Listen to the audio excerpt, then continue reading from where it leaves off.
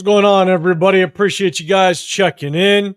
Man, it's late on late on a Sunday. 7:30 on the West Coast, 10:30 on the East Coast. But we appreciate you guys popping in with us on this Sunday. We're going to talk a little bit about the game that went down yesterday against the Cardinals. Kind of talk a little bit of our biggest takes from that game, some winners, losers, but then we're also going to talk about the big, really the big topic right now, and who's going to be that backup quarterback. Obviously, we have Cam Miller. Everybody was all pumped up and hyped about him week one, but then against the Niners as well as against the Cardinals, everything kind of came back down to earth, kind of as we expected. But everybody wants to talk about who is going to be that next quarterback. So we'll talk about Aidan O'Connell and who is up next and kind of go from there. But before we jump into it, man, appreciate everybody. If you can, hit that like button, subscribe, turn those notifications. I got the Severe Raider with me. We also got Chris, Protect Show Podcast. That is the other third of the Raider War Room. He is in the house, man. I appreciate you popping in. Couldn't join us tonight. You guys, make sure you guys go hit him up as well. Make sure you guys hit that sub button over there and hit him up. But, man, Chris, I appreciate you tapping in with us. But you'll definitely be with us next time without question. So, but, guys, make sure you hit that like button, subscribe. All right, Severe. One thing we do is a sub-only chat. So if you guys want to get included with that chat, hit that sub button and hit that just hit that like button as well. But, man, Severe, how you doing? A little bit later on this Sunday, but I know we're kind of in line with your 50-50 show and all that, hitting it up later. We early for that. We early. All right, I know. Still early. That's true. That's true. The timestamp says something, but then it might be a little bit something else. But how you feeling on this Sunday? Moving. I'm feeling good, man. You know, we did a whole bunch of stuff this Sunday with the kids and everything, man. Went to a birthday party, took them shopping, some other stuff, man. So yeah, it was a busy Sunday for me, man. But always ready to talk some Raiders football. Man, and we got a lot to talk about. Obviously, we got cuts coming up on Tuesday. But we also have, honestly, just a lot to talk about on the winners and losers of the game. And just kind of our biggest takes from the game, because that's obviously going to lead to kind of the players that we may not see on this roster moving forward. But then we're going to end it with talking about Aidan O'Connell and who that backup quarterback is potentially going to be. And so I'm going to kind of go – I'm kind of scrolling in. People are starting to kind of roll into the building, man. We appreciate everybody. I'm going to say what's up to the chat right now. We're going to do this. Let's see. Let me just go back up to the top. What's going on, Space Beast, man? I appreciate you popping in with us. Where's the flag in the building as well? Appreciate you, man. What up, Rocky? What's happening, man? 808 Raider, what's good? Angelo in the building as well. Yeah, we just got done doing our Guillotine Fantasy Football League. We just did the draft a little bit earlier. Angelo, appreciate you putting that together, man. It's going to be fun. It's going to be fun. And if you guys don't know about just that Guillotine League, man, it's an 18-person league, and it's basically the person with the lowest score gets chopped. You're done for the entire season, and all their players kind of get rolled up into free agency. And so that person that got chopped decided to draft, I don't know, Bijan Robinson. Man, he's going to be in free agency that following week. So it's a fun league. We're going to see how it rolls out. But, man, Angelo, salute to you for putting that together. What up, Chewy, man? I appreciate you rolling with us. What up, Mark? What's happening? LS in the building. Good seeing you, man. Bart, what's happening? Let's see. John Fallon, appreciate you pulling up. Yeah, man. Always good seeing you in here. Jason Downs as well. I see you rolling. Let's see. LS, you're saying watching this team this season is going to be like taking a nice cold shower in the middle of winter. I hope not, man. I hope not. What up, Kevin Lurker? Appreciate you rolling with us. John Fallon, I heard we might go with DTR after being released. We're going to talk about it. We're going to talk about it a little bit later. That's one name that's getting thrown out there. Troy Gill, what's going on, man? Mark Salter in the building as well. Appreciate you. Let's see. Athena in the building. What's going on? Sean Johnson in the building. You always good seeing you as well. Let's see, I think the two that might make most sense in Chip Kelly's offense is Dorian Thompson-Robinson, DTR, and Marcus Mariota. The two are top successful. No, Mariota's not on the roster, right? I don't think he's with the Commanders. Is he still with the Commanders? He was a backup last year. I think he has like an Achilles injury too that he's been dealing with. But it's like I don't think like nothing serious. I think they said he'll be ready for the season, but I think they held him out of preseason with that. So unless we trade for him, which is, it's going to probably be a little bit more expensive because I think the Commanders really like him. And here's the thing: when you throw a trade, again, we'll talk about it a little bit later. The thing is, when you throw a trade out there, other teams also know we're desperate for a second string backup, right? A second string quarterback, and so that asking price might be just a little bit higher because they know we're desperate for one. So yeah, keep that in mind, right? Raider Hawaii, what's going on, man? I appreciate you popping in. Cool, Kevin in the building. What's good? What's happening? What's going on, Larry? I see you. Appreciate you rolling. Artie Art in the building as well. We got Mario Jr. What's happening, man? What about Huntley? We're going to talk about the end. Let's recap the Cardinals game real quick. We're going to talk about just kind of our biggest takes from it, kind of some of the winners and losers. But let's first, chat. Let us know what was the biggest take. Some of the biggest takes that you had from this game against the Cardinals. I'll start out with just one, and then Severe, I'm going to throw it to your way. Is one. It was really, it sucked just knowing that the Cardinals were playing all their backups. I wanted to see just some starters so that, because we were playing our starters. We played our starters on defense. We played our starters on offense. I'm telling you, Max Crosby, that play that he made, that's like if all of us can kind of take a little bit of comparison, it's like the stud on varsity that's playing against freshmen, right? Yeah, like playing against JV. Yeah, like that's basically what Max was, right? I mean, he's basically that stud on varsity that basically lined up against some JV freshman guys, and you expect them to do that. And so, at the end of the day, I think it was a little, and you expect it. Third preseason game, not a whole lot of stars are going to be out there, but we went opposite of the script and we played all of our starters. It was just tough because I wanted to get a good gauge as to some of these guys that are fighting for a starting position, right? We broke down Thomas Booker. Thomas Booker was out there, but it's hard to get a good gauge when he's going against a third string guard or tackle. And so that was tough. And that's really why for myself, anybody really competing for a starting position, it was hard to gauge whether or not they actually did well or not, because again, Cardinals played against all backups. So, and they had their third string quarterback. So when you have your third string quarterback out there, how much are you really pushing these defensive backs? Yeah. To really press their game and really see how well they're doing. And so, but we're definitely gonna get into it, man. That's just my first take. Well, any hot takes or anything big that kind of caught your eye with that game yesterday? It looks like we could be in for a long season.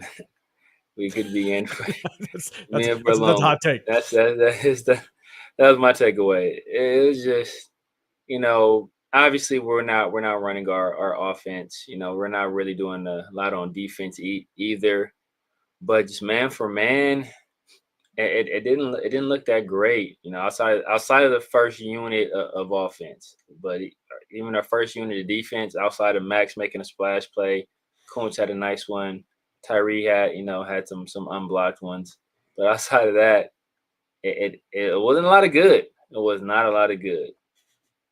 There wasn't a whole lot to take away from this game to give you confidence going into the season, right? I mean, so we got Daniel Kim, man. I see you. What's going on, man? I appreciate you. Bart, you're saying get Trey Lance. I believe he'll thrive in Trick Kelly's offense. We're going to talk about that at the tail end, man. I appreciate you. Hopefully, I'll try to start and see if I can come back to it. But LS, man, biggest take is that our run defense is hot garbage. It struggled. It struggled, especially that long run that took off where somebody did miss a tackle, but we're not going to name no names right now. Somebody did miss a tackle to let that big run pop off. But Athena, you're saying defense got to be better? Yeah. We got to put it together without question. LS, again, I'm putting my whole week's paycheck on Henderson for 2+ TDs and 100 yards in week one. Yeah. Bro, if that goes down, Severe, I know you got your give a quick shout out to what you got. I know. Give a quick shout out to what you got going on week one as well, because I know you and Dub got a little bit of a watch party going on. Oh yeah. We're gonna be at my boys' bar and out here in Hawthorne, the Dank Crypto Bar. Yeah, having a watch party week one, man. So believe me, if Travion is going crazy that week one game, they're going to know it. They're going to feel my presence in that bar. So what you need to do is you need to get back to somewhere you can be to make sure that we jump on a live that night, because that's gonna be rough. Oh, definitely. John Fallon, what's going on? My biggest take is we don't have enough depth on this team. Can't argue that. RDR, what's good? What's good is that it was clear that it was ones versus twos. Yes. Without question, Cardinals came out and they were playing second string and third string. Shit with the third string quarterback. Jason, best. Offense looks proficient. From huddle to snap to play smooth. I'm not celebrating results. Can't when we played a bunch of backups. That's right? good. That's good take. That's good take. Yeah. Jerome, I need you guys to bring me hope again this year. We're going to try. At least we're going to try to keep you entertained for a second. Mario Jr., our secondary is cooked. Troy Gill, second string O-line is not very good. That worries me. Yeah. We're going to talk about it. Space Beast, Aidan will never play a snap for the Raiders again. It's going to be tough because, again, we'll talk about it. We'll get to Aidan, man. Red Hawaii, Malcolm Kuntz is back. You excited? You excited for it? What up, Jen Slinger? Appreciate you popping in. DTR signed yet? Some blessings come disguised. We're going to talk about it. Maybe we'll keep this Cardinals game quick because it looks like everybody wants to talk about quarterback. We will. I promise. What up, Leo? What's happening, man? I appreciate you. 200 yards plus is nasty work on the ground. Yeah. Jason Worst, huge drop off to secondary unit, O-line. We can't afford any injuries to our first man. We've been saying it. Yeah.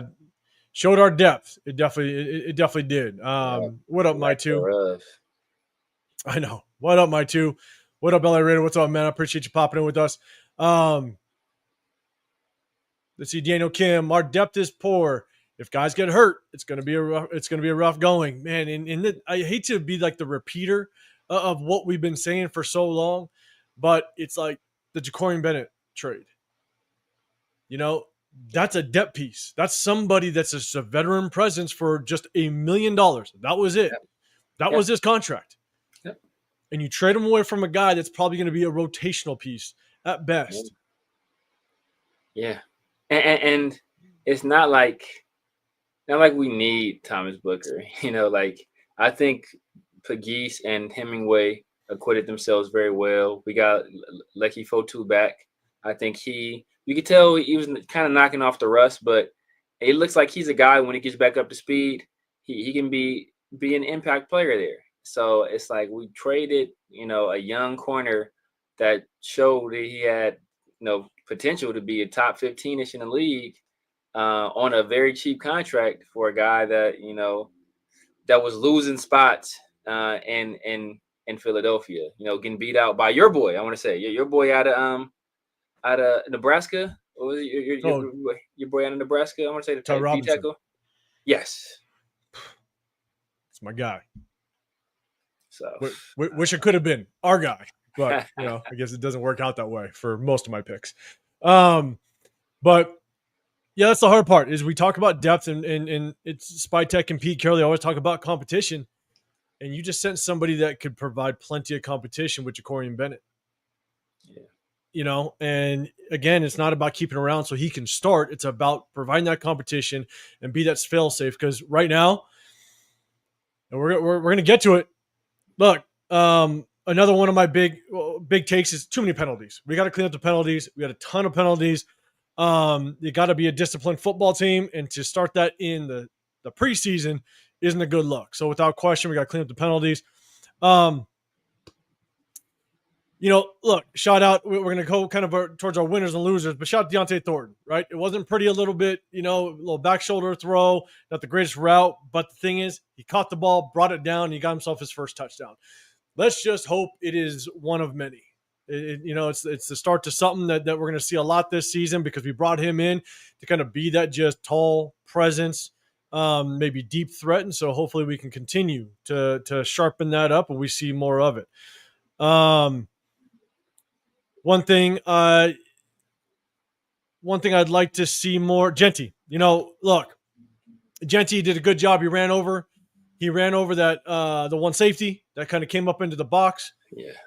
But I want to see Genty. I want to see him do more of, and he didn't have a lot of chances this game, but I didn't see a lot last game. I want him to make the first guy miss. Yes. That's what I want to see more of. I got to give a reminder of what Josh Jacobs was. You knew when Josh Jacobs got to the edge and was one-on-one with the defender, he was going to win it 9 times out of 10. He just had that nasty, just kind of like just little move out, cut back up the field, and he would shake that corner or outside linebacker every single time. I want to see Genty make the first guy miss even more, because I feel like and I think we were talking about it when I came on with you, Severe, and I was on with Pharaoh, is the thing that I don't like about Genty, and I saw at Boise, is he accepts contact. It's his running style allows contact to just hit him all day long. And the thing is I want to see him run through more arm tackles and make that first guy miss. And right now I'm seeing a lot of just the first guy really taking him down. And so if our offensive line struggles, man, with that 6th pick, you better run through some people. You better make people miss, and you better be the one making plays if the O-line kind of falls off a little bit. That's why we picked you at number 6. Yeah.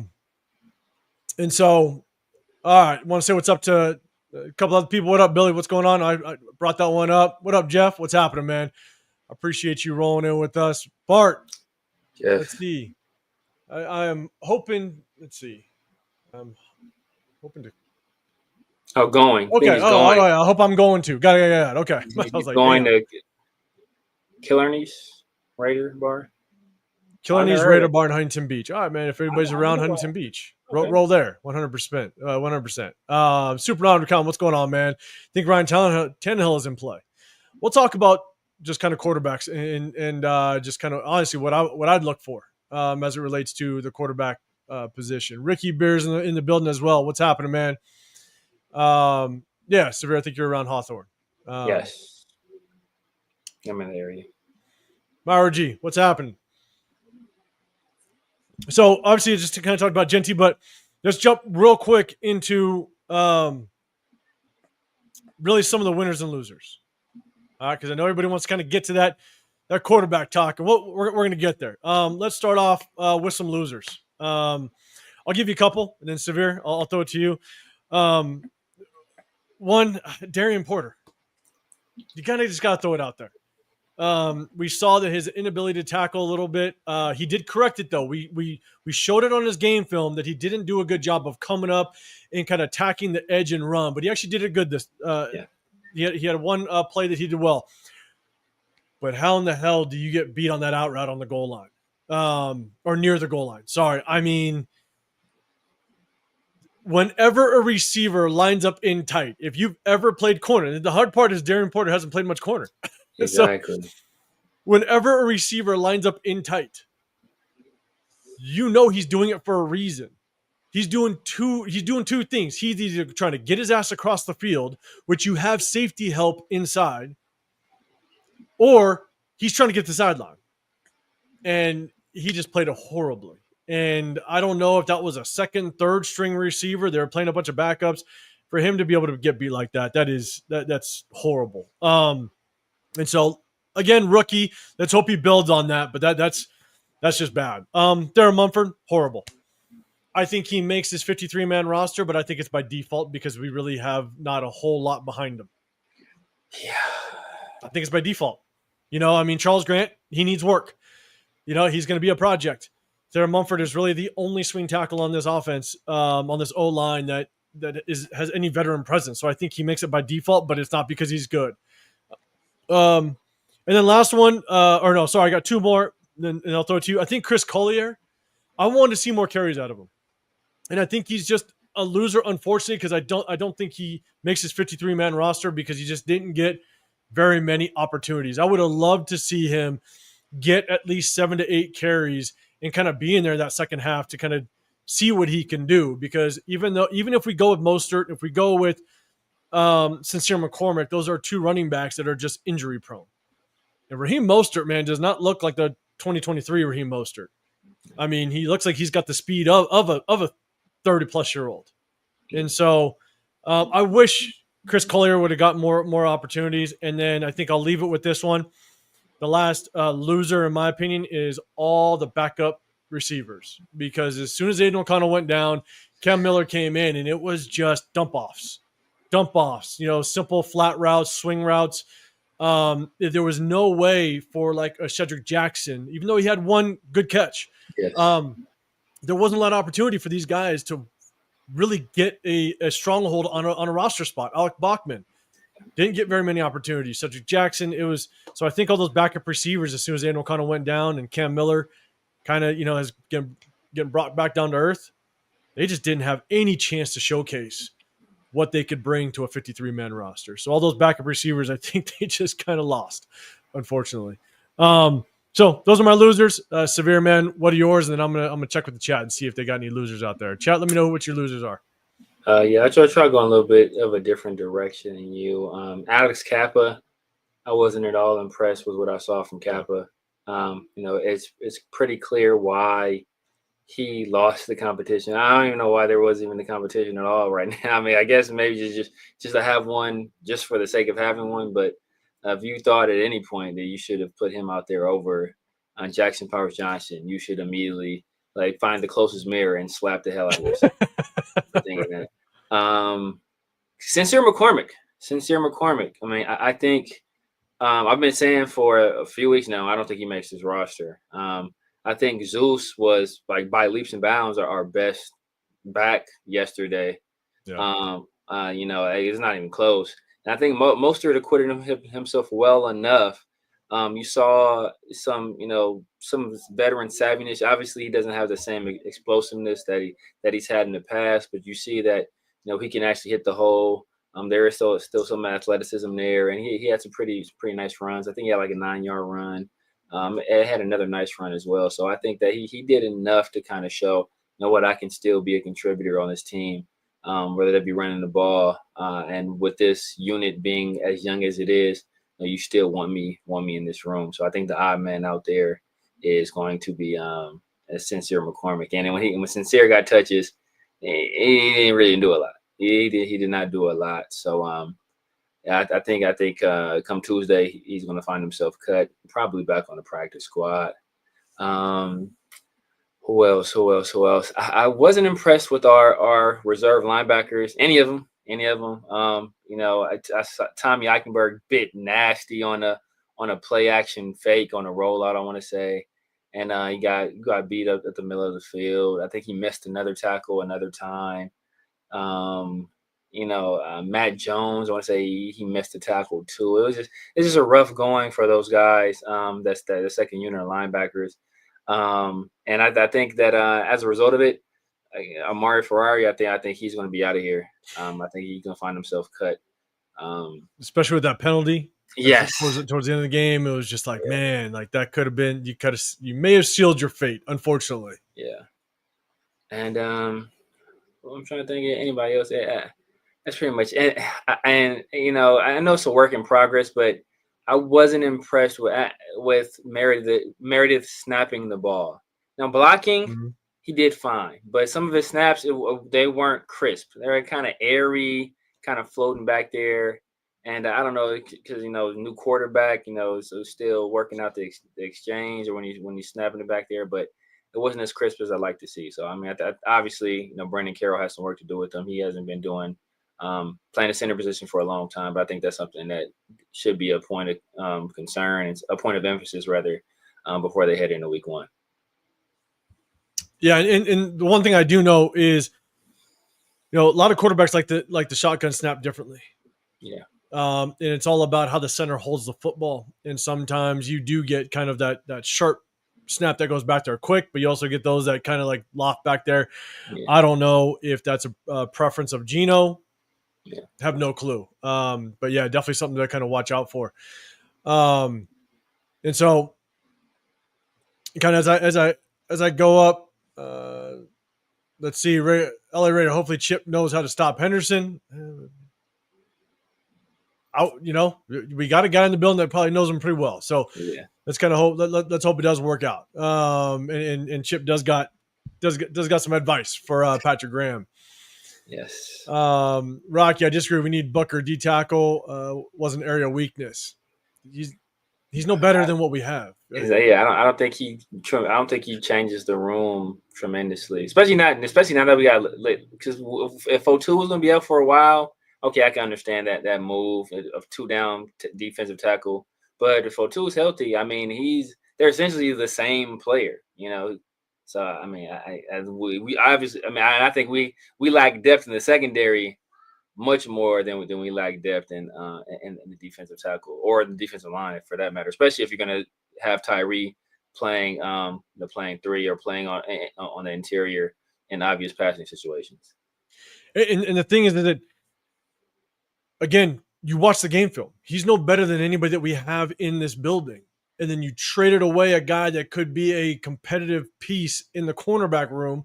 That if somebody goes down or if Darian Porter is not very good and DC Richardson cannot fill in, you at least have Jacorian Bennett. So that trade, the trade just didn't make any sense given the fact that, yes, we are seeing the young rookies start to play better. Leaky Fotu played decently well. And Thomas Booker is mediocre at best. So the trade just didn't make any sense. So let's see. Oh man, Jen Slinger, you know what it is. We'll see. We'll see. We didn't want a 5'10" corner. I doubt if we go for a 5'10". 5'10" guard. Oh man. Ballpark, we're about to talk about Aidan O'Connell. Spuddy boy, what's going on? I appreciate you. Genty will give you what you're looking for with that 15th, 16th carry. All right. I hope it doesn't take 15 to 16 carries.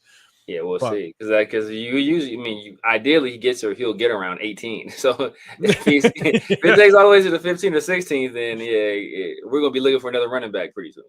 I know that's gonna be tough, but I appreciate you popping in. RDR Mumford, yeah, man, Mumford. That was rough. Jason Down agrees. And I think that sucks. Super Omicron. I think it sucks. I think he sticks around by default, unfortunately. And so, all right. So let's do this. We talked about some losers. Let's talk about some winners. Chat. Let me know who your winners are. And Severe, man, I'll throw it to you first this time. Who are some of your winners from the game? And then we'll talk about quarterback. Obviously, I say somebody in the chat, so we'll address it here. Dante Thornton, just that connection with Geno, the back shoulder throw. I know they missed on that that same concept, that back shoulder throw earlier, and first preseason game of the year, and the fact that they came back, they were able to execute on it, this time, and it was an even tougher catch this time. So it kind of shows you that Dante Thornton, he's a little bit more than a one-trick pony. You kind of want him to be able to show some separation there a little bit more. You hope he gets a little more separation. But it was good to see them see that connection. I know they've been trying to force it the past few days in practice, and it's been kind of hit or miss. So to see it actually come to fruition in a game setting, I think that's tremendous. Zamir White, I said earlier he was by far the best back yesterday. I mean, it wasn't even close. Of all the backs that we saw, whether that be Genty, McCormick, Laube, Collier, he's the best. He acquitted himself better than everybody. So I think he locked down a number 2 spot. I've been saying for a while he's our number 2 back, and he brings the skill set that nobody else on this roster brings with his physicality and just his power and the size that he has at the running back position. We have a lot of small guys. Some of them are compact and powerful. I like Genty. Some of them are compact and shifty, like Laube, and McCormick, kind of like that in between where he's kind of smooth. But we don't really have a big power back, and that's what Zamir brings to this team. And JPJ, I mean, just we heard from Pete. Yeah, he's locked down that starting right guard position. So I think that I'm sure that'll take some weight off of his shoulders, and he'll be able to concentrate fully on that week 1 matchup that he has. We do have Christian Barmore, who was one of the better defensive tackles in the league. So to have that set in stone right now, I think that's tremendous for us. And then last but not least, Malcolm Kuntz getting that sack, man. Malcolm Kuntz getting that sack. I know when you're coming back from an injury, especially a non-contact injury, the mental side sometimes it takes a longer time to recover than the physical aspect of it, just because you're always kind of worried if that injury can happen again, or or you have concerns about putting weight on that particular leg, or you're trying to compensate with the other leg, and you can end up injuring the other leg. So to have him go out there, show a nice pass rush move with that hand swipe, get around the tackle and get that sack, I think that's tremendous. Yeah, you love seeing Malcolm Koonce kind of wake up, and that's kind of why, that first week you can tell he was very, very hesitant, just kind of getting his feet underneath him. Definitely looked like he was not going 110%. And then that second week, we showed a clip of him kind of getting that stunt, right? And he looked like he was getting more active. It looked like he was waking up a little bit. I'm like, okay, it looks like we're kind of getting a little bit of Malcolm Koonce back. He didn't get to the quarterback. We definitely had the pressure. And then yesterday we see him actually get to the quarterback. Did a good job. Used his hands well, chopped down the offensive lineman's hands. I still think that he overran it a little bit, but that's because he's not trying to like plant real hard and really get there. But it was definitely good to see him kind of wake up. But at the same time, I will say the one guy that I think has a real chance. I mean, you named all the guys that I probably would have talked about, but the one guy I think that has a chance at making this kind of final spot in the edge rushing room is Andre Carter. Yeah. Oh, yes. I think Andre Carter, between what he did last week and what he did this week, he is fighting for a potential spot. Yeah. Obviously in that edge room, you're going to have Malcolm Koonce, Max Crosby. You're going to have Snowden, but Snowden's he might be suspended. Yeah. He might be around a 3, maybe 4 game suspension. That might come down. You got Tyree. We could talk about Tyree. Unblocked Hall of Famer. But then outside of that, Andre Carter might be able to find himself getting that last spot, possibly. Yeah. So I'd love that. I love that. I know we initially were rooting for Ja Joyner, but Andre Carter, he's done well with the opportunities he's had. He's done really well. And the Maya kid. I know I'm butchering that Radio Hawaii. So if you're in here, let me know how that pronunciation goes. But I liked what I saw from him too. Obviously, it's like we were deep down a roster for both teams at that point. But I liked what I saw from him. I think it's Maya. I think Maya. Yeah. Well, Radio Hawaii. Correct right. me if I'm wrong. Probably right. Yeah, no, I really liked him. The only problem, and I think this is why he's going to go to the practice squad, is he's really good in pass rush, but in his run defense, he actually gets manhandled because he gets too high. Shoulder pads get too high, and he's only 290 pounds, so he's kind of lightweight.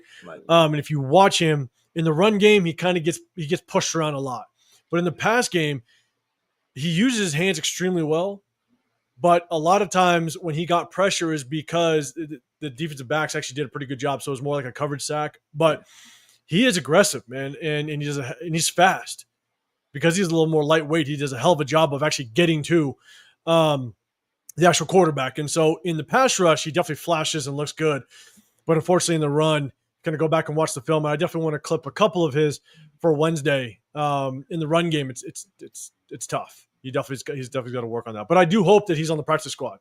Yeah, it'd be good to see him there. LS, you're saying AOC is the biggest loser for me, not due to the play, but the injury. If a backup comes in and impresses over the course of the 6 weeks, could be curtains for AOC. We're gonna get into it. Leo, Zeus, Mostert looked well. Yeah. Mostert looked. I think the thing is, Mostert looked okay. Yeah. He had one decent run. I think he was just kind of off the right side. But man, there was one where he kind of bounced it outside and tried to catch the edge, and I think he lost like 3 yards. It's just like the speed that he used to have. Yeah. Man, it's just not there anymore. God damn it, Angelo! I told you, don't put that out there. Don't put that out there. God damn it. We don't need no Anthony Richardson over here. It can't be much worse than what we have. It cannot be much worse than what we have. Overweight Spoon. I'm a Tennessee fan. Thoughts on Deontay Thornton? I don't know if you're around. I know I'm a little behind the chat, but I think overall we like him. He's got to be a little more versatile in his running, in his route running. Yeah. He's got to crisp it up. He's got to be more tight in his route running. But I think it's going to take some time for him and Geno to kind of get some connection. Man, Severe, anything on that? Yeah, it's the same thing. I just crisp up his route running. I have to watch the film. I don't know if he's not able to deal with physicality. That's why he's having some trouble separating. Guys get on top of him and just bullying him. I have to see that because it's two weeks in two instances where a corner is on top of him, and like when you're a guy that's with that speed. And at that size, you would hope to, you would be able to get around a guy like that and create some separation and make yourself available for your quarterback to, to take a deep shot. And we're having I don't want to be throwing back shoulder fades to a 4-3 guy, right? That's not the ideal situation. So. And sometimes it has to be that way only because don't you dare! Don't you dare! I gotta get down there. But Rocky, I think you're responding to my Thomas Booker. Yes. I don't know if you've seen it. Go back. Our last game film breakdown, I clipped every single one of his plays, and you be the judge. I don't know if you saw it. Go back, go look at it. You be the judge. He is mediocre at best. He's got hustle. Without question, he will hustle the football, but he's mediocre at best. Go back and watch that game film that we broke down. And again, I clipped every single play. Go check him out. Let me know if you agree or not. Ricky Beers just saying Greedy. All right, yeah, Greedy made some good plays. Yair, the same thing. Greedy did make some good plays, but he also got beat on that. I was going to say he was the guy that was supposed to pull the trigger on that long run, and he didn't. It was him and it was another D tackle. It was him and I want to say a D tackle that had that gap, and neither one of those guys did their job. Yeah, or LS, you're saying winner Zeus and Thornton. Zeus going to win the second running back slot by default. All right, man. You heard Bob Memorial. Okay. All right. Bob Meyer, that's the long snapper. Long snappers need some love too. Hey. Carlson hit his field goal too, man. Good to see. Good to see. And man, Cole too. Like, I know we don't talk about teams, but Cole is that dude is a weapon. A weapon. It's a shame that we got to talk about a punter like that. I know, right? Yeah.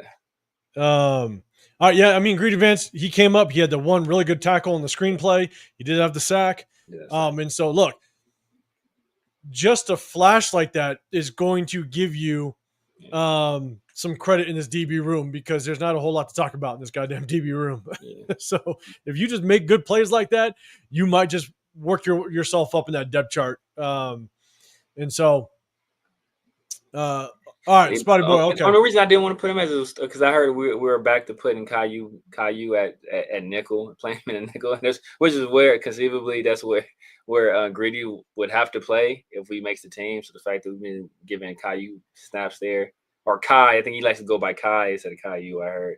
So the fact we've been giving Kai snaps there, it's like man. All right, Spotty Boy, you're saying the reason why I said 15, 16 carries because the defense will be arm tackling him, moving out the way. Yeah, I hope that it's not because he's just trying to run the shit out of everybody because then he ain't going to last a 17-game season. I'm just going to throw that out there. So I just hope he's making people miss from the get-go so that he's keeping people guessing. We kind of talked about it in the last live. When he kind of had his welcome to the NFL moment when we tried to run over a linebacker, and that didn't go too well. I hope he just learns how to make people miss very early on. Yeah, and his first game obviously was underwhelming. He only had 3 carries that game. Second game was pretty good. It was pretty solid. It wasn't anything spectacular, but I think he kind of showed some of the skills that we were looking to show for him to show for us. Some of them. People, his power wasn't that wasn't a concern of mine. His ability to break tackles at the level we did at Boise, that, I don't never think that was ever going to happen. But to display it at the NFL level, that's something we want to see. But I've always said I want to see him be an elite athlete.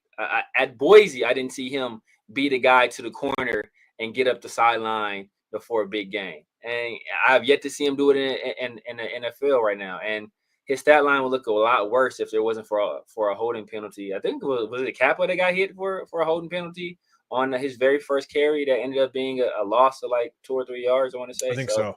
his stat line will look a lot worse. So, at 2 out of his 3 games, it's been subpar, but very, very small sample size. So, once we get rolling in a regular season, we'll be able to get the full Ashton Jeanty experience, and he's gonna be the focal. Him and Brock are going to be the focal points of this offense. So, we're going to depend a lot on him to produce if we're hoping to have the season that Pete Carroll and Geno Smith thinks that we can have.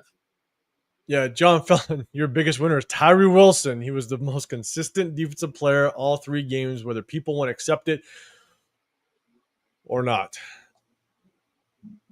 John, I don't know if you were around with our game film breakdown. It's really tough because we take a look at look, Tyree, zone run away from him. He scrapes down the line of scrimmage and he makes the tackle. The running back kind of cuts back his way and he's there. Good play. I'm not going to take anything away from him. But then you look at just 90% of all the other plays and he's getting manhandled or he's getting basically beat by second and third stringers. Yeah. The one play where the commentators gave him all the credit because he put pressure on the quarterback. I don't know if you saw it, but it was a screen play where the lineman let him go because it was a screen to that side. Yeah. He was unblocked. Yeah. The lineman let him go because it was a screen, and he had everything. He basically had a full pathway just to get to the quarterback untouched. Yeah. And our linebacker actually did a good job and covered up the running back on the screen, and so the quarterback had to continue to extend it out to get out of the pocket and throw the ball away. And the commentators went crazy. Oh, look at Tyree waking up. Look at Tyree doing so good. No, he didn't get blocked. The O-line let him go because it was a screen. And then you look at the rest of his pass rushes, he's continuously showing that he's one-dimensional, and he's not getting the pass rush he should be. It's like the analogy I said a little bit earlier. Max Crosby, and I'm not saying Tyree is Max Crosby. I'm not saying that. But if Tyree is going to show promise, he needed to absolutely dominate because he's playing against second and third stringers. And so he should have been that guy that is a stud varsity player playing against freshmen. That's what it should have looked like. But unfortunately, he shows flashes, but then the other 90% of the game film, he doesn't look good at all. I mean, we saw him against Seattle, we saw him against the 49ers, and he just got manhandled by second and third string offensive linemen. So it's the commentators, the media, they're hyping him up. But if you really break down that game film, there's really nothing that really is exciting, to be honest. And especially given the fact that it's against all backups. Once he gets in, goes against starters, we're probably going to see the same Tyree we've been seeing all these years. Yeah. Unfortunately. Yeah. I mean, Tyree is a one-trick pony. And your assessment of how good Tyree is wholly dependent upon whether that one trick works or not. So sometimes that one trick, he can get under a guy and, get a guy moving backwards and say, oh my God, Tyree with a great bull rush. And then there are other times where guys are just stalemating him and he's just standing there, just, dancing essentially, ballroom dancing, doing the waltz, the Tyree waltz. And it's completely ineffective. So, we've already established, if you guys watch any of our old episodes, any of our previous film reviews, Tyree unblocked is a menace. Because Tyree is not straightforward. Tyree is not a bad athlete. Running in a straight line, Tyree actually he can get up. He can get in the horse and he can get to moving. It's when you ask Tyree to move left or right, and that's when the trouble starts to happen. And we've seen it on stunts. We've seen it with his complete lack of any kind of pass rush moves. Any kind of any kind of bend, that's the stuff that Tyree struggles with, and that's the stuff that he'll continue to struggle with. This is year 3 for Tyree, and he really hasn't shown a lot of strides where you would expect a guy that was that highly touted, drafted that highly, would already kind of be showing that, I'm deserving of that draft spot, and he's yet to do it. Yeah. So, we'll see how it works out. Hopefully he can take whatever momentum he's built so far and take in the regular season and do that against starters.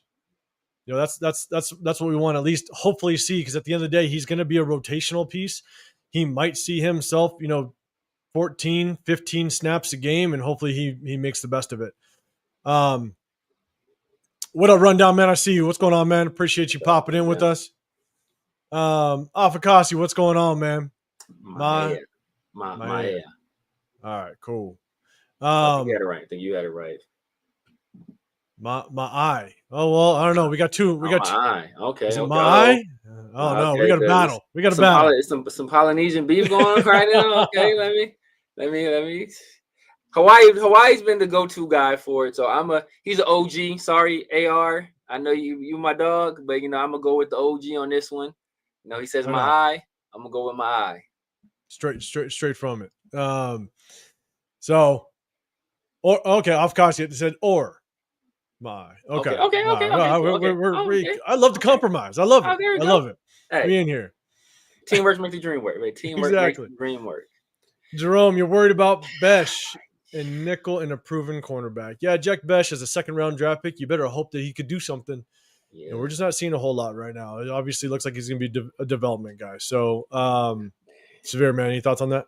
Yeah, I mean, and you would hope that. And I've been saying.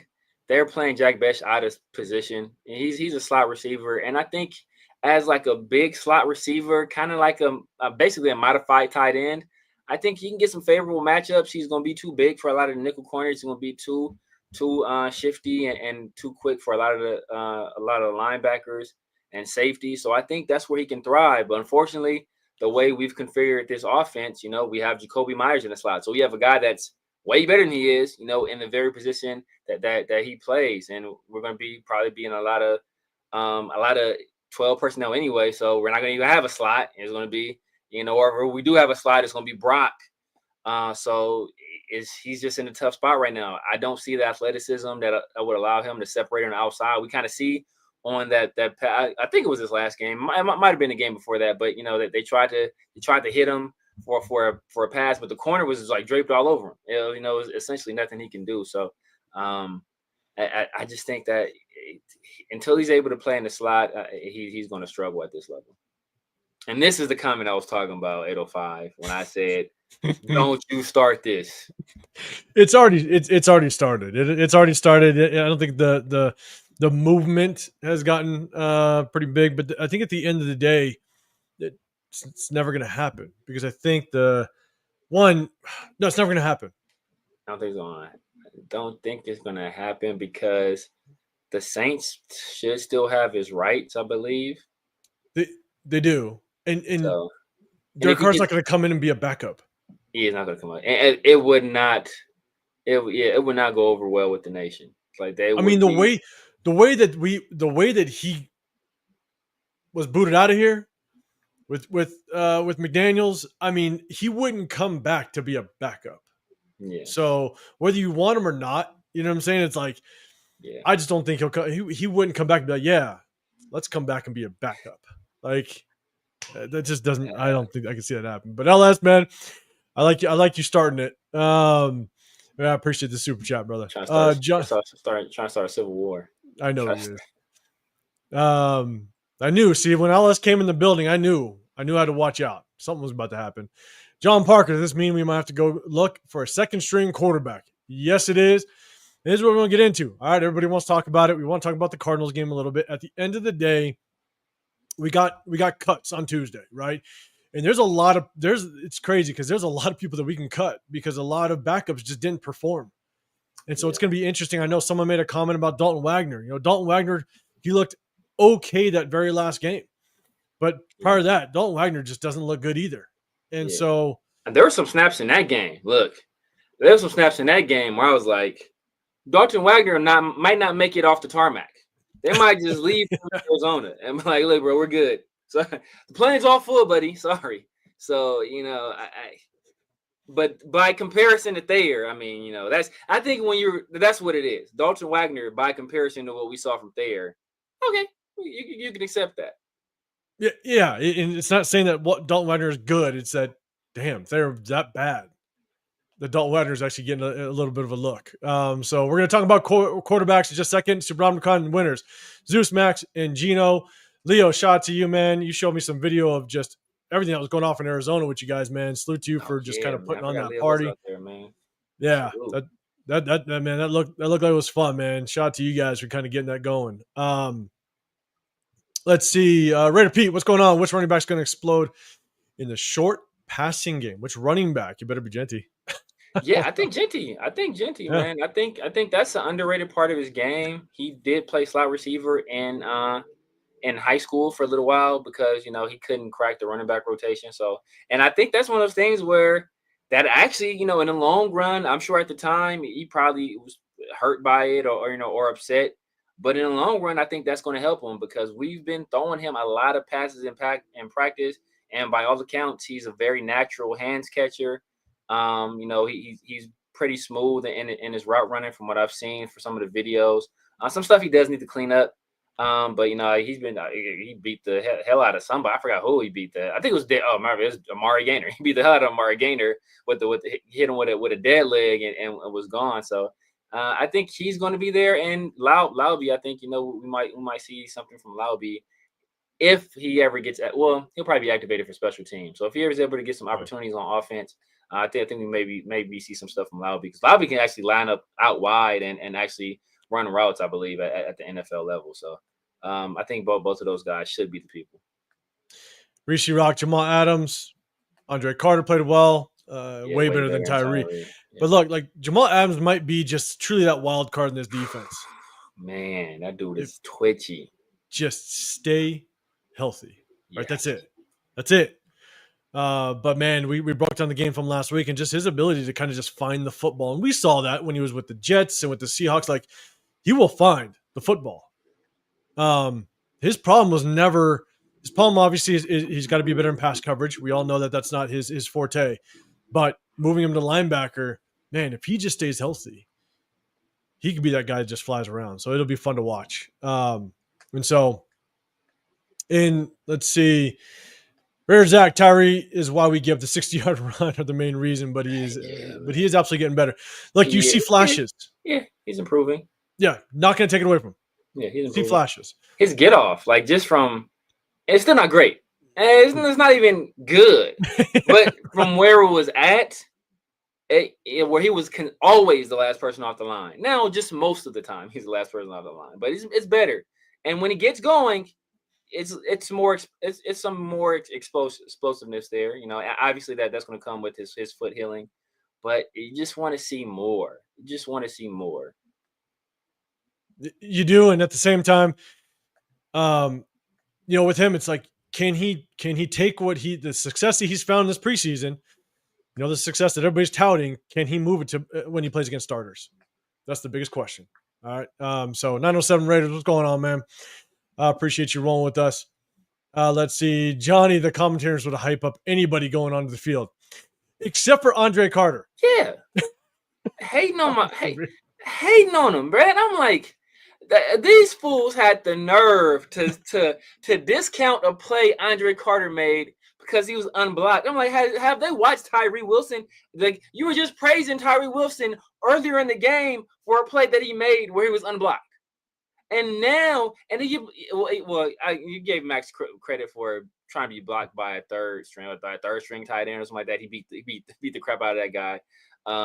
But yeah, like, you're gonna take away from Andre Carter, like, who's a guy who's fighting for a roster spot for making a play while he was unblocked. I mean, look, when you're that low on the depth chart, you take what you can get. The standard, he should not be held to the same standard or a higher standard than the former number 7 overall pick. Yeah. No, I'm with you. Like, that was wild. But all of us kind of noticed it when we were watching it. We were messaging each other back and forth. We're like, holy shit. They just ripped Carter. They ripped the sack away from him because he was unblocked. But then they gave Tyree all the credit in the world when you put pressure on the quarterback when he was unblocked. I'm sitting there going, yeah, that's rough. What a Raider spoke. What's happening, man? You were saying just my thoughts. I wouldn't say that Tyree is completely a wash, but I felt like he will break through this year playing inside. Either way, let's hope it clicks this year. We're all hoping that it does. But, we're just going off of what the film tells us. And we break down film every single week. If you guys don't know, Wednesdays, we break down the game film. We're going to do it all this season. We've done it all these preseason games. We broke down player game film during the offseason. So hit us up. check us out on Wednesday if you guys want to check out some game film with us. What's up, Greg Lara? What's going on? Alec Bachman is breaking out nicely. Yeah, it's just unfortunate that just the quarterback play struggled that last, second half, and he just didn't get much opportunity, unfortunately. Yeah. Still think he makes it. I still think he makes it. Yeah. Personally, I'd go with Shedrick. That's just me personally. I'd go with the younger guy that's a little bit bigger, a little bit faster. But Bachman, I think he's a third-year guy. He's been around this team a few years. I think that's where they lean. Yeah. Let's see. All right. Let's go. What up, Tyler, man? I appreciate you rocking with us. Rocky, you're all for Derek Carr. Oh, man. John Thompson, Tyler Huntley. All right. Let's go ahead. Let's get to it. I know I'm a little behind the chat a little bit, but let's talk about quarterback. Y'all want to get into it. Obviously, we all know Aidan O'Connell has broken his wrist. Let's just talk about the injury and when we could basically look. We'll talk about Aidan O'Connell first before we talk about his potential replacement, because we all know, and I think the whole fan base is kind of coming back down to earth, at least 80% of us, because a lot of people thought Cam Miller was the truth after that first Seattle game. And it's like, look, calm it down a little bit. But with Aidan O'Connell, he gets hurt. Fractured wrist, right? And I think they said it's a fracture. It's not a clean break. Because if it's a clean break, typically the clean break will heal a little bit quicker. You might have a good chance at coming back a little bit sooner. But I think they said it was a fracture. And if it's a fracture, there's a good chance that he might take the full 8 weeks. And with it being on his throwing hand, his throwing wrist, it could take even longer. And I believe the rule is if you put somebody on a second IR, then you're done for the season. Yeah. And so if he doesn't come back after 8 weeks and they got to put him on the IR again, I think then you're gone for the season. All right.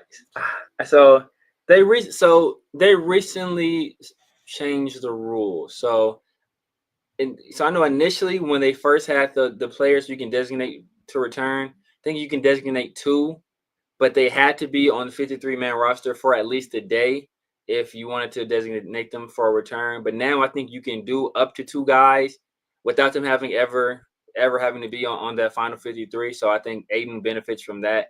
And I think the rule is they have to miss at least the first 4 games. I think they can come back at any time.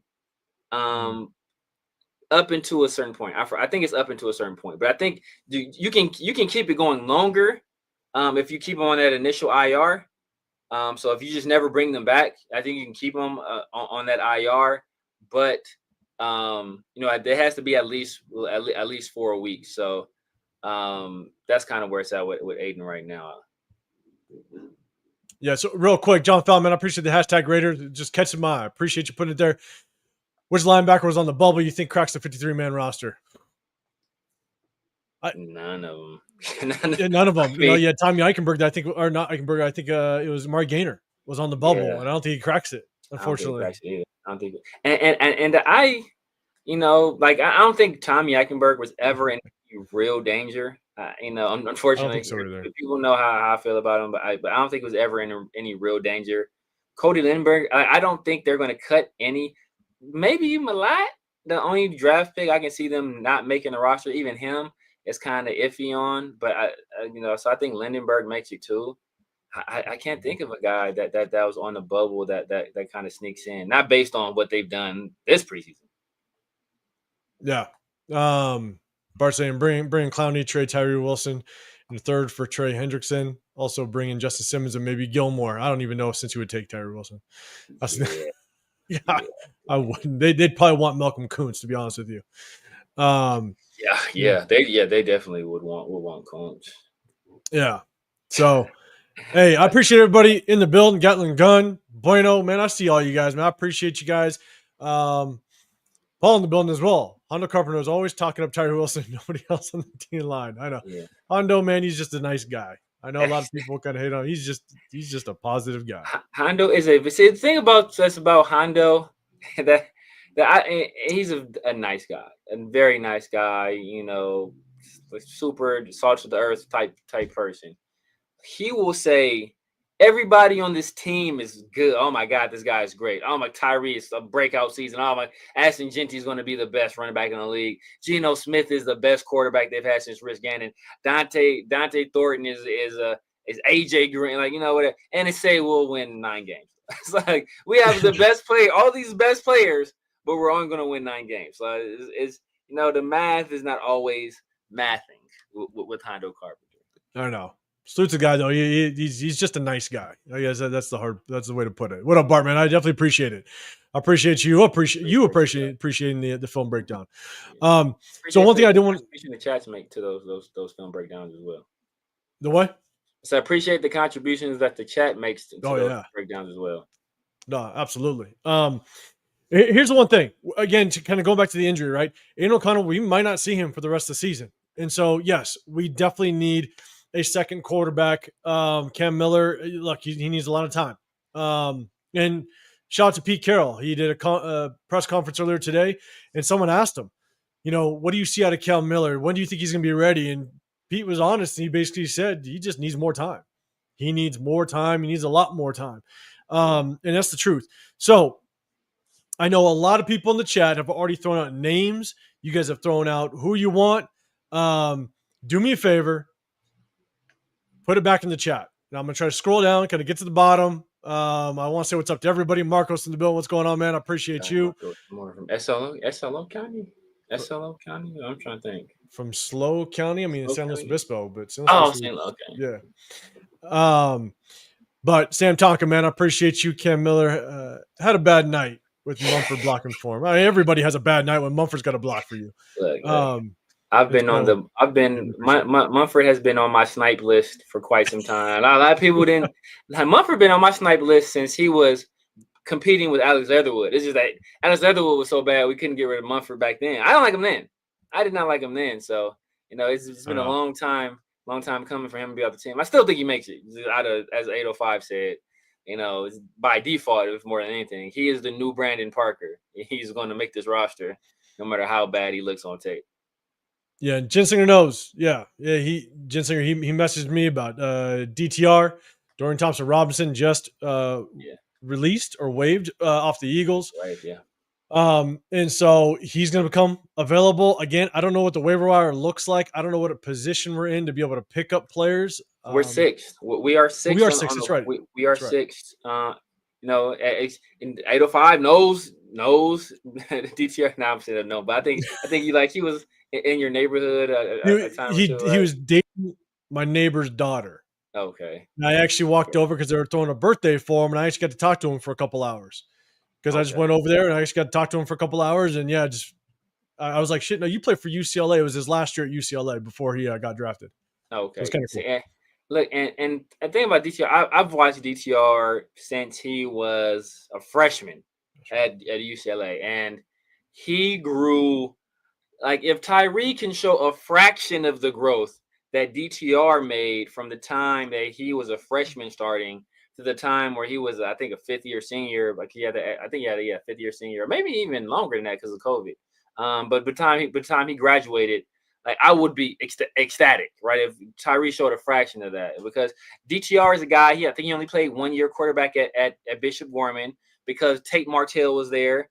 So Tate Martell was a stud at Bishop Gorman. I think he got a scholarship to Ohio State, but he fell off the face of the earth. I don't know what happened with Tate Martell. But so he only had that final year starting there, had a good year. I think he was a 4-star by a lot of publications, but a 5-star from some as well. So when we got him, I was ecstatic. And he struggled early on. But the one thing I would say about DTR is that a tremendous leader, tremendous intangibles, like all of the character stuff that Pete Carroll talks about and praises, like he has all of that stuff. When he was coming out, I compared him to like a very poor man's Jalen Hurts, just because physically, like he has it, right? He's a guy that he's in excellent shape, takes care of his body tremendously, like does all this stuff, to all the working out, all that stuff. It's just that, throwing the ball can sometimes be an adventure with DTR. If you keep it short and intermediate, keep it simple, I think he can execute that. He can execute the RPO. I don't think he's as fast as Jalen Hurts, but he's plenty fast enough to execute it there. But if you want him to if you want to put the game in his hands, and then that's something you want to do. So, Rare Smoke, man, I appreciate the super chat, man. I appreciate you popping in with us. So we do have some people kind of throwing out some names when it comes to quarterbacks. So let's see real quick. LA Raider Man, he said, I could see Joshua Dobbs, Jameis Winston, or go get Will Howard. And I know there was another one for Will Howard down here. Hold up. Artie Art, you said Will Howard's on his way. Is he getting cut? Where did he go? No. He's with the Steelers. There's no way they're letting him go. Oh, they're not letting him go. Because they drafted him. They got Aaron Rodgers over there for 1 year, and then they're gonna hand over the reins to Will Howard. So, but you got Joshua Dobbs, you got Jameis Winston out there, and I'm gonna get to the rest. Bart, you're saying Trey Lance, DTR, or Huntley, or we can trade for somebody. Let's see. Let me kind of go down here. Leo's already got Shador on the mind. God damn it. Gonzo, he says Kirk Cousins. And here's the thing, right? When Aidan O'Connell went down last night, I'm kind of just racking my brain. I'm thinking, okay, who's out there, right? Who can get out of free agency? Because look, I don't want to trade for somebody. We might end up having to, because that's just the situation we're in. But if we didn't have to, I wouldn't. Honestly, and I shot it in our chat, Severe, with you and Chris. I said Carson Wentz, because at the end of the day, when I will look at a backup quarterbacks tend to make mistakes. That's why they're backup quarterbacks, right? So you kind of expect it. You want them to minimize those mistakes. But as a backup quarterback, I want a guy that's smart enough, that knows the game, that can help the starting quarterback understand the defense that's on the field.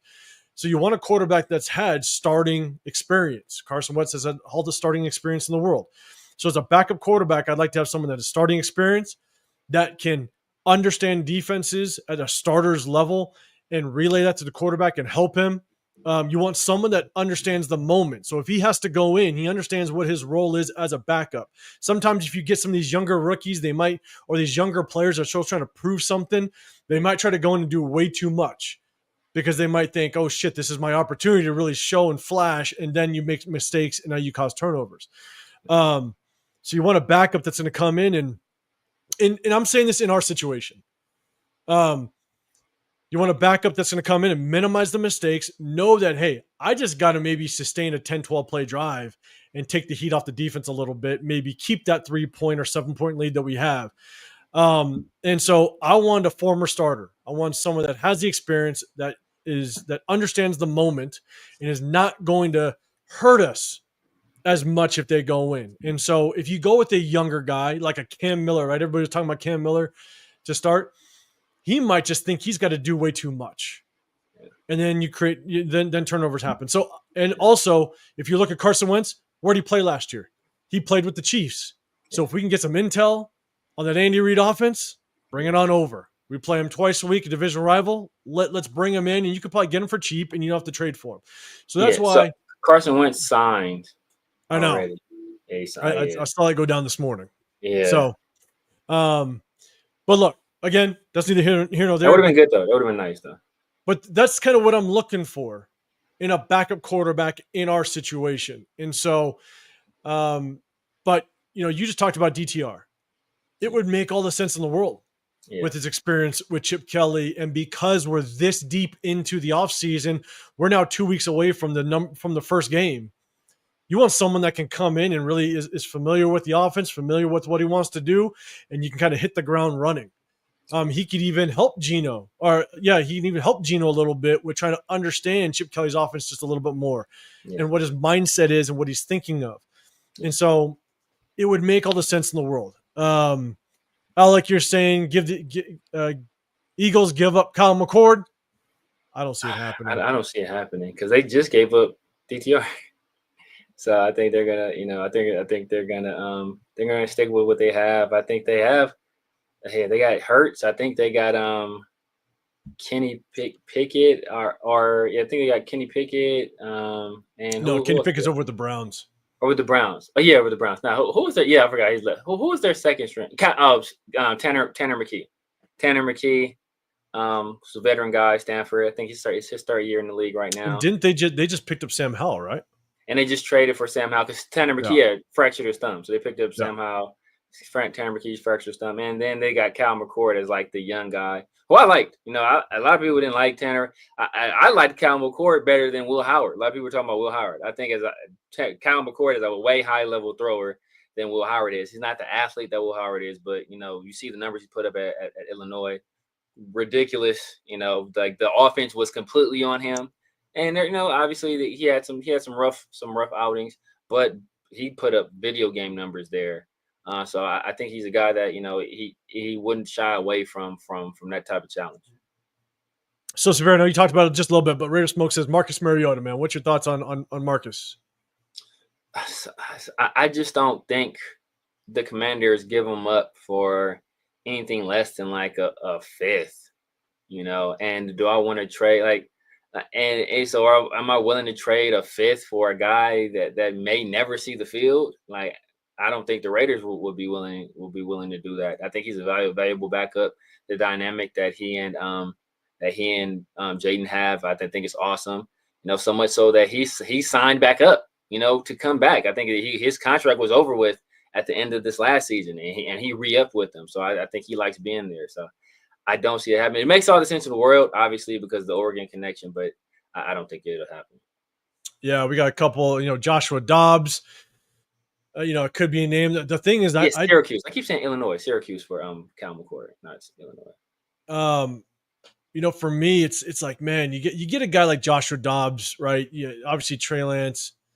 He's over with the Cowboys still, right? Yeah, no, he's with the Chargers. He's with the Chargers? Okay. Yeah, Joe Milton is with the Cowboys. Oh, that's right. That's right. Yeah, Chargers ain't gonna give us nobody. No. But then you got Tommy DeVito. For me, I'm looking for somebody like Joshua Dobbs. He's got experience. I like Josh Dobbs. Tommy DeVito, he's young, he's inexperienced. I don't want us to rely on him if Geno goes down. He had that I don't know. I don't even know what you want to call it, but the days with the Giants and he kind of flashed and everybody got kind of excited and then he came back down to earth. Fell off a cliff. Like a lot of quarterbacks do. I mean, you have guys, and I know I've said it before in lives and stuff like that, and even on my videos, but when backup quarterbacks come in, a lot of times they might find themselves having success for one game because defenses aren't ready for them. They're not prepared for them. And so, these are all professionals, so they find some success. Give a defensive coordinator some game film. Give a defensive coordinator just some time knowing I'm going against that quarterback, and they can expose you if they can expose you. And that's what happened to Tommy DeVito. That's what happens to a lot of backup quarterbacks. Look at Andy Dalton. Or Andy Dalton. Stidham. Andy Dalton blows the top off of us week 3 last year, and then comes back down to earth and looks like Andy Dalton again. Yeah, Stidham would actually be a good candidate for us too, but I don't know where he's at. Is he still with the Broncos, right? Stidham, yeah.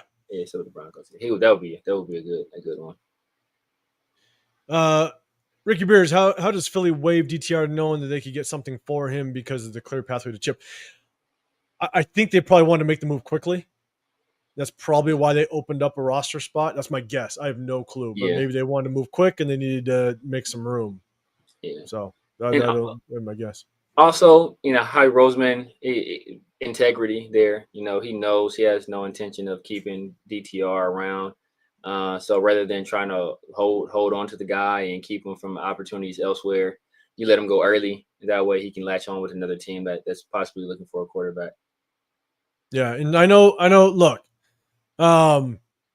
let's see. Oh, Greg Lara, before I get down, I trade for Malik Willis or Hendon Hooker. But if we picked up a player, maybe Desmond Ridder if he was available. I don't know if we bring back Desmond Ridder to this locker room, unfortunately. Yeah, hold on. I think Malik Willis and Hendon Hooker is so tough. It's Malik Willis still young. He second year. So do you want to rely on that? No, this is like Malik Willis is like Malik Willis' 5th year. He's still younger than Aidan O'Connell. God, has it been that long?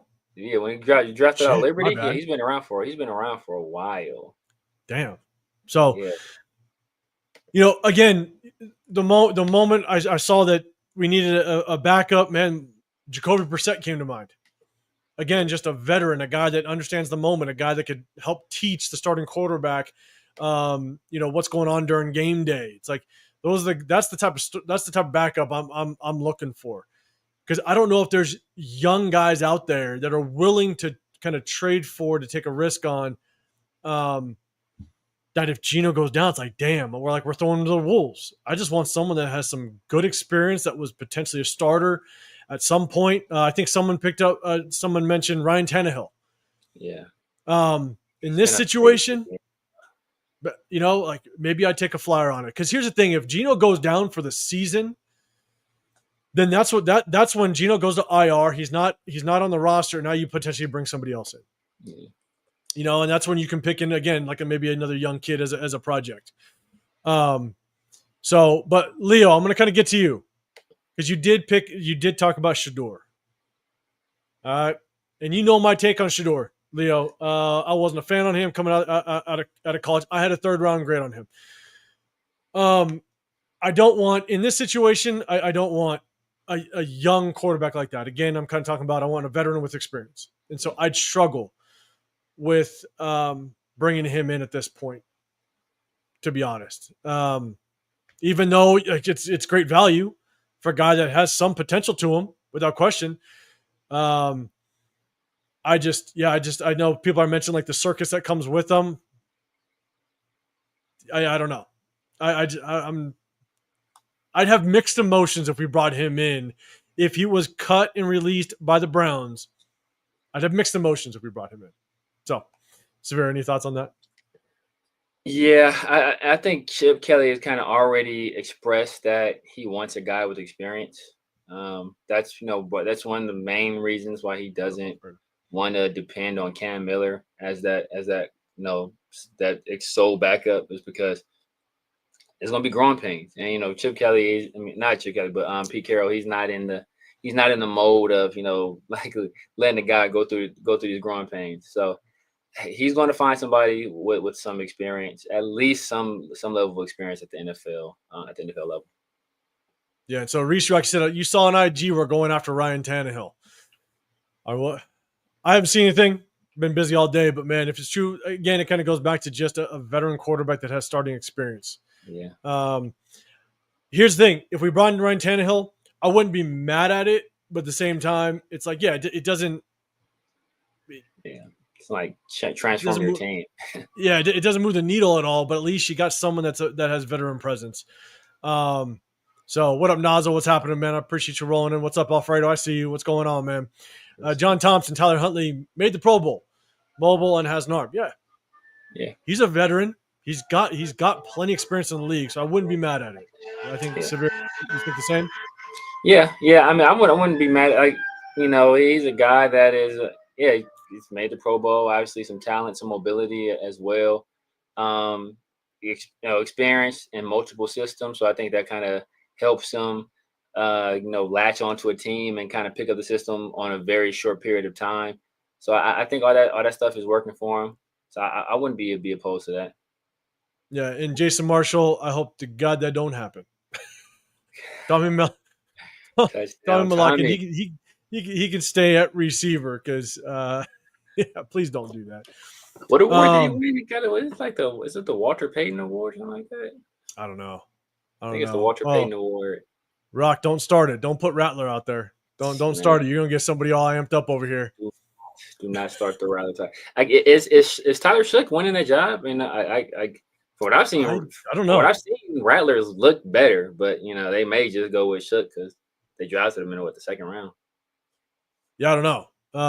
Ray Nation 10, Jameis Winston or Anthony Richardson. Jameis Winston could be an option because he's gonna be buried. I think Jameis Winston will never see that field. Yeah. Well, I think he'll be the situation with Jameis. I think that he'll be the backup. Like the backup, where if it's an instance where maybe Russell Wilson has to miss a quarter, or if he has to miss a game or two, they'll roll with Jameis. I think if it's a situation where season-ending injury for Russell Wilson, then they'll just go Jackson Dart. It wouldn't make sense to go Jameis. I think he would because who's the coach over there again? Dayball. Dayball, right? Like he's in that position to where, he drafted Jackson Dart. That's good, right? I think he's trying to save himself a season to try to get this thing to work out. And so, but if Russell Wilson goes down, I think it's his time to prove that Jackson Dart's the right guy. Yeah. And if it's early, let's say Russell Wilson goes down week 2, maybe Jameson gets like 2 games. Yeah. And then you throw Jackson Dart in. But Jameis Winston wouldn't be a bad pickup, in all honesty. He's that perfect veteran. He just needs to not throw so many damn interceptions. Raider High, after seeing Jackson Dart's preseason game, do you think he would have been a better first pick for us? I don't know. Not at 6. I wouldn't have picked him at 6. No, definitely at 6. I mean, Jackson Dart's my QB3, so I was higher on him than just about anybody. Very early on, TRS, like he's one of the people I identified like early in the process when everybody was enamored with Carson Beck and Quinn Ewers. I was saying Jackson Dart was better than both of those guys, and then they fell off the cliff. Like so, that point became even truer. But yeah, he was my QB3. I had him like basically it was a top pick 'em between him and Shedeur for who would be QB2. Yeah, there was we did our mock drafts where I got screwed with all my options and trading back. All right, and then I did trade back one time to like pick 26 or something like that, and I got Jackson Dart.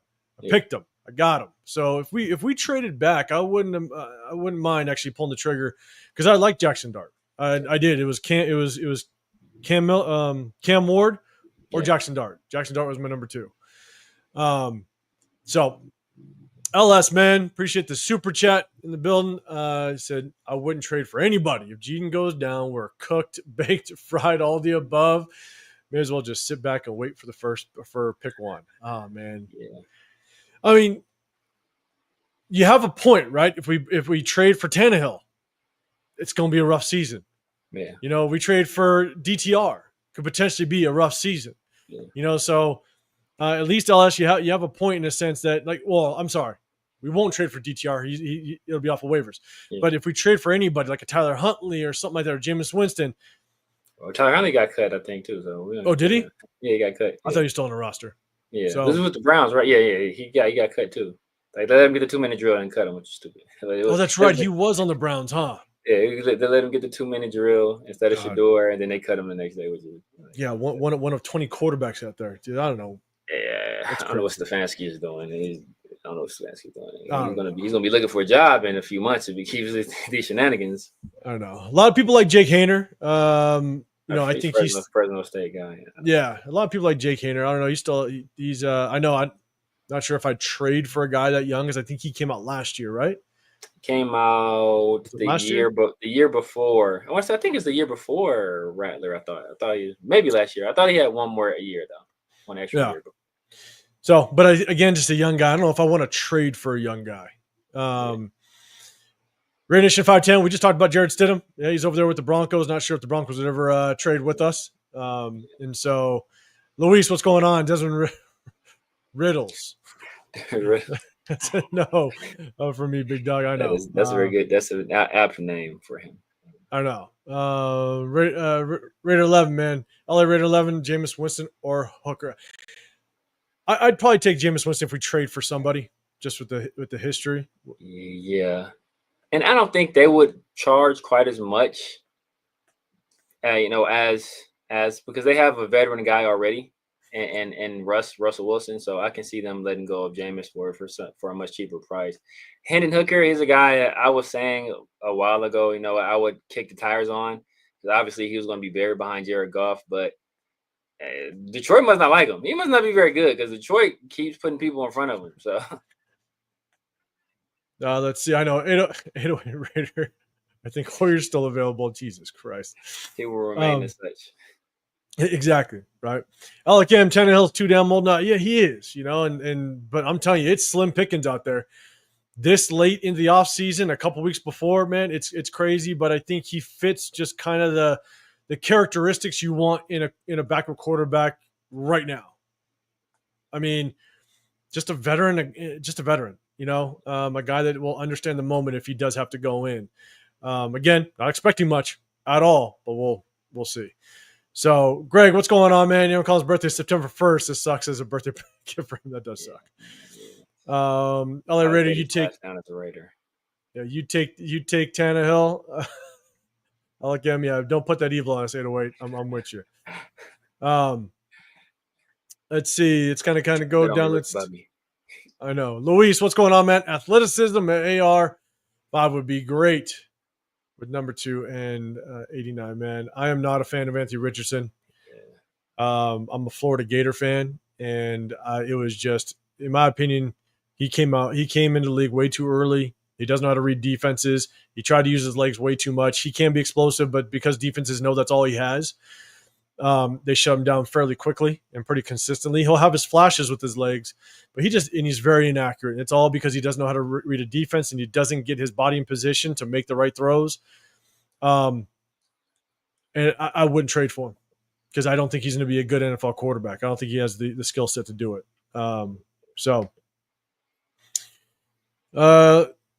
Jolo, you like Jameis as well? Rocky, Cam Newton, stop it. Stop. I love Jameis. I think Jameis is in my opinion, Jameis Winston is the best teammate in the league. He's the best teammate in the league. Instant chemistry in your locker room, but he's very up and down. What did you expect? He's a backup quarterback. You expect him to be up and down. Yeah, I mean, shit. Yeah, you got Teddy Bridgewater out there. Yeah, now he signed. Did he just sign? No, he's with who is he with? God, he's with the Texans. He signed somewhere. He signed it like a few weeks ago. Sorry, signed a few weeks ago. Who was Browning? I mean, when he filled in for Burrow, no, he did some good things. But oh my God, Raider Nation 510. You do not want DJU. Yeah. I am a Southern California guy. I saw, DJU battle Bryce Young, the St. John Bosco versus Mater Dei for that title. Like, I've seen DJU put on a show, but he's been horrible everywhere he's gone. Whether it's Clemson, Oregon State, he was even worse at Florida State. My God, like DJU, he's terrible. He's like he can throw it a mile, but you don't know where it's going to land. Super Omnicon Huntley is available. Yeah, I wouldn't mind Huntley. I think we're all okay with that one. LS, if Gino is out for the season for whatever reason, we're more than likely to lock out here and see it. If you read Ezekiel 25:17, it says 805 wearing a white shirt is actually the sign of the apocalypse. If you see, that is the omen for end times. I'm going to tell you right now, if my wife has never seen me in a white shirt, you guys ain't never going to see me in a white shirt. I'm just letting you know. I think I've said it before. I got all black. I got one dark blue and two dark gray shirts. Everything else is just black shirts. This is how it rolls out here. And one thing to keep in mind, though, is if we trade for somebody, the team that we're trading with is going to know we're desperate for somebody. And so they're probably going to up that price if we're really looking for somebody. So I'd be, in my opinion, Tannehill's probably the rumors or any reports that come out. It's probably true because I could see this regime not wanting to give up any draft capital. Yeah. That's why I was hoping they would have jumped on Carson Wentz as quickly as possible. But obviously, I think he was already en route to Minnesota. But any team that is going to trade with us, they know we need somebody, so it's going to be a little more expensive than what it originally would be. Yeah. If we still had Aidan O'Connell healthy. So it just sucks, man. Yeah. Yeah. Alec M. Huntley would be cool. Super Omicron. Brissett's decent. Bigger can run. Yeah, just a good veteran. I like Brissett. I mean, with the year we signed Jimmy G, signed Jimmy G, I wanted Brissett instead. I like Brissett ever since he was with the Colts. When I heard it was him and Andrew Luck on the same team, and they were essentially co-leaders. Like, you're on the team with Andrew Luck, who some people could consider like the best quarterback prospect that ever to leave, or in the past 30 years or so, to leave the college ranks, and you're a co-leader with that guy. That says a lot about who you are and how you work. So I like Jacoby Brissett, but I don't know if we do it. Yeah, Sean Johnson, Kirk Cousins are too old. The thing is about Kirk Cousins, they would give us Kirk Cousins because we got to take on that contract, and I ain't taking on that contract. Terrible.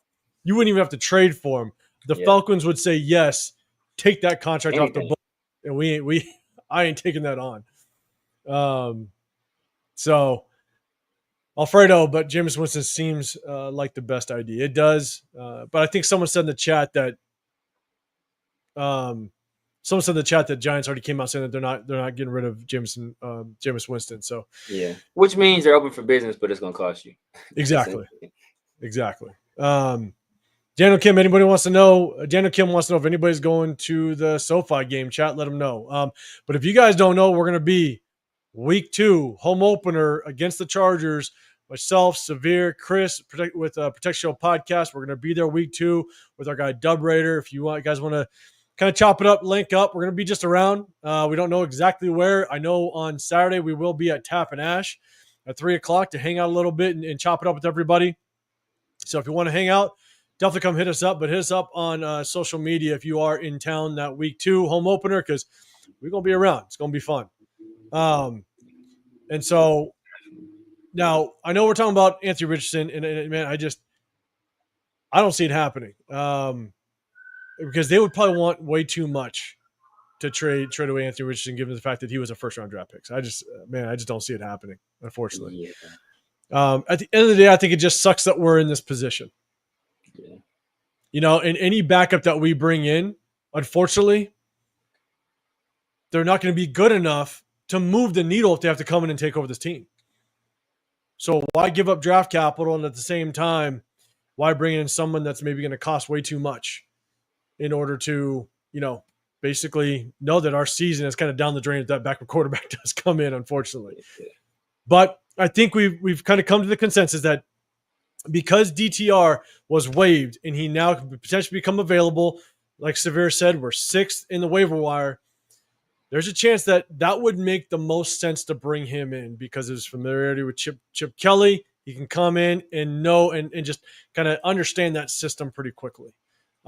And help Geno learn it as well through this process. So I think that would make the most sense. So, agreed. Yeah, man, that's kind of, I see Huts TLA88. What's going on? All right, offer a second for Hendrickson and offer a third for Sanders. Oh man, we're not. Oh no. Jesus Christ, we ain't giving up a third for Sanders. That's wild. Yeah.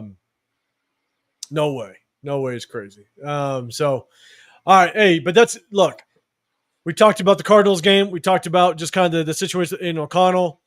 Sucks to see him go down, but at the end of the day, this is a situation we're in. We're going to kind of see what kind of floats out there as it relates to backup quarterbacks. We know that Cam Miller needs still a lot of time. He's not going to be if Cam Miller has to get thrown in the wolves like that, man. We're picking number 1 next year. That's going to be tough. But at the end of the day, we got the 53-man roster cuts going down on Tuesday. It's going to be interesting because at the end of the day, I think this kind of all the backups, this depth, there's so many question marks on who they're actually going to keep because the depth has a lot of question marks on just who played better than who. And, it's going to be interesting to see just kind of how it plays out. So that's kind of it, man. Not a whole lot, but it's going to get live. We're going to still do our film breakdown on Wednesday, so definitely hit that notification so you guys know when that goes down. We're going to clip up some of the plays, or I'm going to focus mainly on guys I know are going to make this squad because by the time Wednesday hits, we know who's going to be on here. And so we'll definitely try to focus a lot on the players that we know will kind of make this 53. So we appreciate everybody rocking out with us. We appreciate everybody in the chat. Remember, we do a sub-only chat. It's just our way of showing our appreciation to the subscribers. So appreciate you chopping it up with us on a Sunday evening, man. So, man, Severe, before we get out of here, let everybody know what you got going on and what they can look forward to throughout the week with you.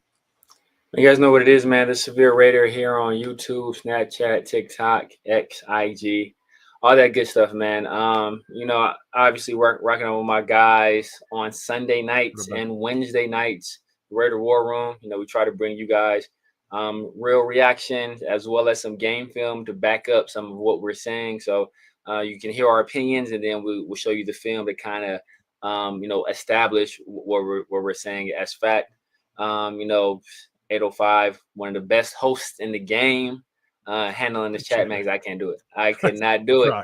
I could not do it. And then on Tuesday nights, man, the 50-50 show with my guy, PharoahNFL, the world famous 50-50 show. And then on Thursday, Around the Shield with PharoahNFL as well, where we try to bring you guys some of the best guests, not only from Raider Nation, but from around the football world as well. So be on the lookout for that. And then, as I said earlier, I am going to be hosting week one watch party with Dub Raider, one of my best friends, bars in Hawthorne. It's 13825 Hawthorne Boulevard in Hawthorne, California. The Dank Crypto Bar. So we will be there. About an hour or 45 minutes, but before kickoff, man. So if you guys are in the LA area, make sure you show up and break bread with your boy. And we will be in Vegas for week 2, tapping ash with Dub as well, with my guys, Christian 805. So it's always a good time. Always a good time.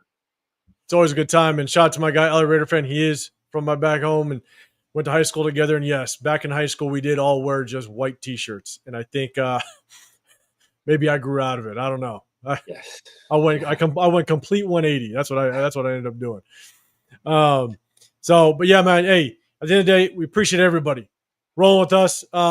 And we go live Sunday evenings. We go live on Wednesdays. We break down the game film. I think during the season we'll break down game film, but at the end, we'll also kind of do a little recap of the game heading up that following Sunday. But as Severe said, we're going to be there week 2, so definitely hit us up if you're going to be out there. But if you guys don't know, I'm 805 Raider. My channel is Real Talk Raider Nation. I do my own individual videos, but I jump on here with my guys in the Raider War Room. I did a live kind of solo yesterday because I couldn't do a full breakdown of the game. Just didn't have enough time, so I said, you know what, screw it. I'll go on and do a live. And what I thought was going to be an hour ended up being damn near 3 hours, which was crazy work. And so I gotta check that out. I mean, see, I missed that. I gotta check that out. I gotta check that out. It was crazy work. I thought it was gonna be an hour. My wife was like, after 2 hours, she was like, I thought it was gonna be an hour. I was like, shit, my bad. So, but no, we appreciate everybody. Make sure you guys hit that like button, subscribe, turn those notifications. If you guys know, again, lock in with us Wednesday. We're gonna break down the game film of the Cardinals game. Do a deep dive on some of these players that we know are going to make this roster, but it'll be very interesting to see what that 53 roster definitely looks like at the end of the day. So hit that like button, subscribe on your way out. We definitely appreciate it. And shit, have a great rest of your Sunday. Have a great start to your week. We'll see you guys on Wednesday. We're out of here. Peace.